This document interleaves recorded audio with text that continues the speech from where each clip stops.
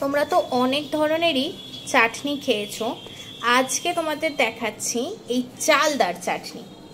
চালদাটাকে এরকম piece piece করে কেটে মা ফার্স্টেই সেদ্ধ করে রেখেছে। এবার কি করছে চলো তোমাদের দেখাই। এদিকে গ্যাস জেলে কড়াই চাপিয়ে দিয়েছে, দিয়ে দিচ্ছে একটুখানি সামান্য সাদা তেল। এরপরেই যাচ্ছে গোটা জিরে,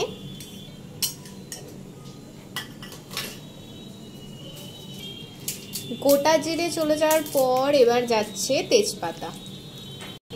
এবার এই যে সেদ্ধ করা চালদাগুলো আছে এগুলোকে হাতে করে একটুখানি ফাটিয়ে দিচ্ছে যাতে একটু মিষ্টিটা এর ভেতরে ঢোকে, কারণ চালদা খুবই টক একটা জিনিস। এটা চাটনিটা একটু যাতে মিষ্টি মিষ্টি খেতে হয় তার জন্য এটা একটু করছে। এরপর এটা এর মধ্যে দিয়ে দিচ্ছে, ব্যাস এবার ভালো করে এটাকে নাড়তে হবে। এবার এটাতে যাচ্ছে নুন, পরিমাণ মতো নুন চলে গেছে। এবার যাচ্ছে হলুদ গুঁড়ো, এবার যাচ্ছে গুড়।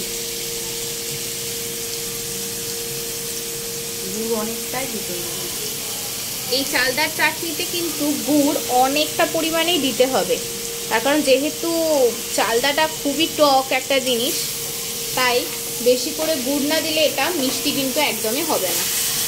ব্যাস এবার এটাকে ভালো করে নাড়াচ্ছে।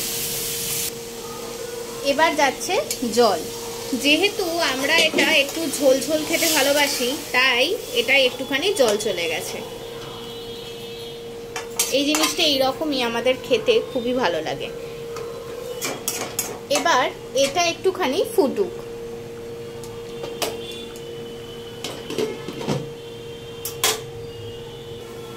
চলো এবার ঢাকা খুলে দেখা যাক যে কিরকম হয়েছে। এই যে আগেই বলেছিলাম যেহেতু আমরা এটা একটু ঝোল ঝোল খাই তাই জন্য একটু এরকম পরিমাণে জলটা আছে, আদারওয়াইজ তোমরা জলের পরিমাণটা কম দিয়েও এটা করতে পারো।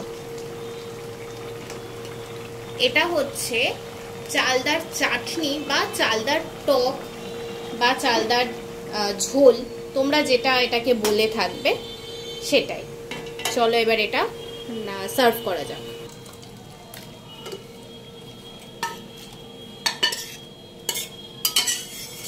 চালদার চাটনি একদম রেডি। এরপর কোনোদিন চালদার আচার তোমাদেরকে করে দেখানো হবে।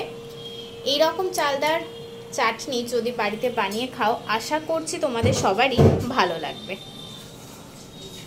চলো টাটা, বাই বাই।